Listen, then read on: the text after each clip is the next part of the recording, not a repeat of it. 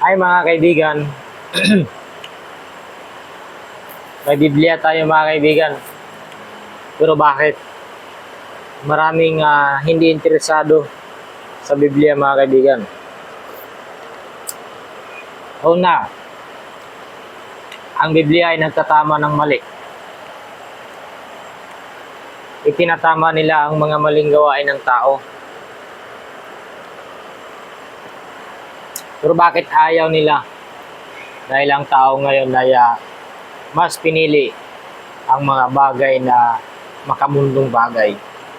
Mga bagay na nagbibigay sa kanila ng kasiyahan na kahit alam nila ay pangsamantala lang. Mga bagay na, ayan, parang kung saan sila nagiging kung saan ay nagpapasaya sa kanila. Okay naman yun, pero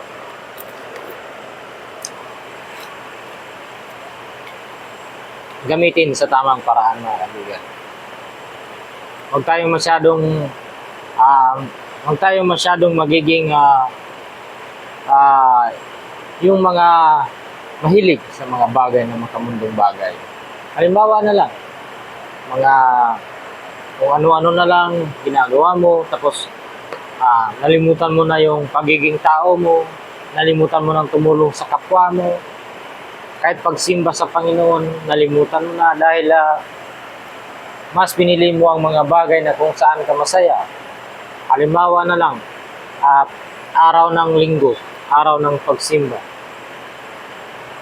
Naisipan mong, punta ako dun sa may ganito, ganon, dahil masaya dun, pumunta ka nga dun. Kaya bakit maraming hindi interesado? Dahil nasasaktan sila kapag itinatama ang mali nila mga kaibigan. Minsan, yung iba nasa loob ng simbahan, pero ang isip nandun sa sabungan. Yung iba naman nasa loob ng simbahan, saan kaya ako mamaya pupunta? Saan kaya may magandang ganito, puntahan, ganon.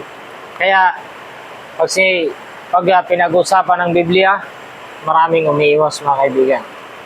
Ito ay ginagawa ko upang makapagbigay ng kaalaman, lalo na sa mga bagong henerasyon na magkaroon ng kaalamang biblikal mga kaibigan, at malaman nila ang kasaysayan ng ating mundo, hindi ang kasaysayan ng ating bansa mga kaibigan.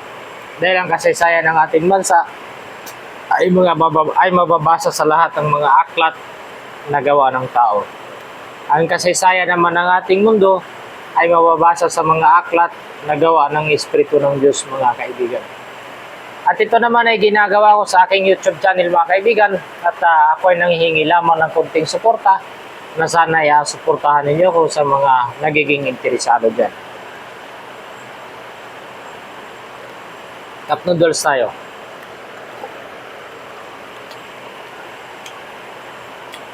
Sa ganun mga kaibigan, sana ay hindi na ako magtatrabaho, kundi pag-aaralan ko na lang ang Biblia upang makapagbahagi ako ng maraming kaalaman. Pero kung walang susuporta, okay lang din. Masaya na ako na kahit paano, kahit sa kunting kaalaman ay nakapagbabahagi ako. Masaya na ako nun mga kaibigan. So, yun lang mga kaibigan. Ingat kayo palagi at sana i-subscribe niyo ako. Bye-bye.